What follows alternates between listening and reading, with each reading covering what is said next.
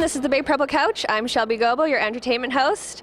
And tonight I'm here with the funny, the talented Kal Penn. How are you tonight? How are you? Thank you for the nice introduction. How's it going? My pleasure. I'm fantastic, fantastic. So you had a journey here through the rough March weather, but you made it. I did, a little snow and ice. I grew up around New York, so not terribly different. Yeah, same, but a little different. Yeah. Okay, first things first.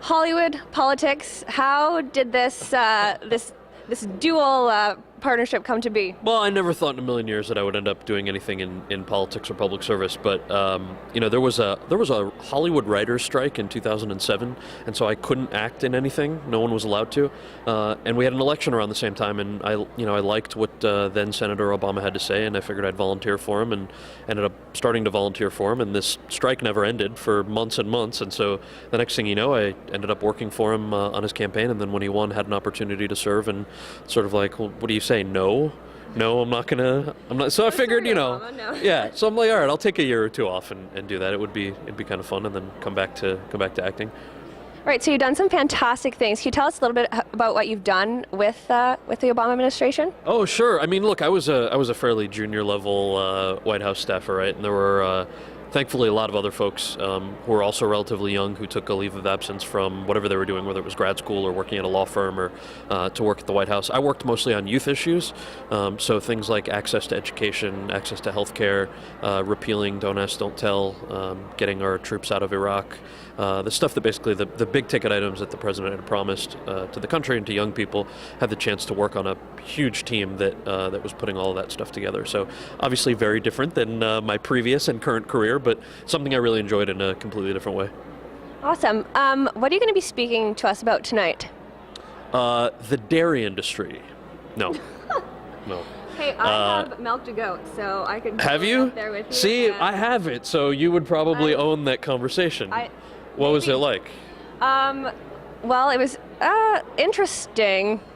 Did you get to make cheese out of the milk? I did, You actually. did really? Yes. Goat cheese? Goat cheese. Oh, man. You know what? If I would have known, I would have brewed some up and given you a sample of homemade goat cheese. That's awesome. We should have discussed this before we sat have. down. Your question, though, I'm sorry. Your question was, what am I going to talk about tonight? Yes, what are you going to So, when I was talking to the organizers of the event, they said basically kind of what you alluded to, which was, can you talk a little bit about some of the movies you worked on, but then also what was the transition like to work in politics? Why would you do that?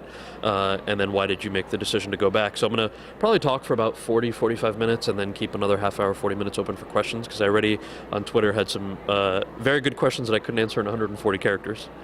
Twitter, it's difficult. They need, if you had, a few more words maybe. Yeah, exactly.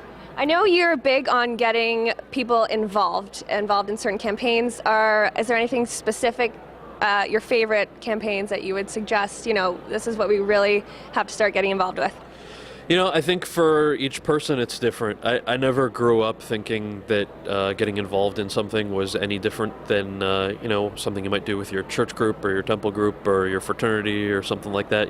Public service was just sort of something you do. And so for me, the things that I was interested in were things like education and literacy. And so that was the stuff that I had worked on. But I have friends that do any number of things. I think what was really inspiring, having had the chance to work at a place like the White House, was to see, if everybody actually gets involved in something, whatever your issue is, and if you do something about it, suddenly all these old folks that actually run the government have to listen to you, and that was really exciting to see.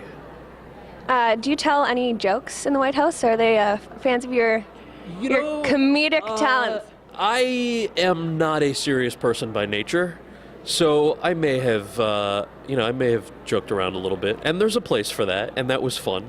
But then there's also a place to be very serious. So, maybe more of the jokes on the way to and from work than inside the building. So what you're saying is you and Obama don't have a secret handshake? I didn't say that. We might, but I can't show it to you. I'd have to kill you. Oh, no. All right. One more thing. Yeah. One person showed me this. It's called the hand hug. Okay. And we are trying to spread this as far as we can. How do you so do what it is, other hand. Yeah. And you just the thumb. No, just a small, that is the hand hug. I like this. So, given your goal to get everyone, involved, youth involvement, we're going to spread this hand hug. Okay. So that's a hand hug. So if anyone asks, it came from... Came from you, hand hug. Came from me. All right. Thank you so much for being here. Can't wait to hear you tonight. Thanks and Yeah, this is the Big Purple Couch. I'm Shelby Gobbo. We'll see you next time.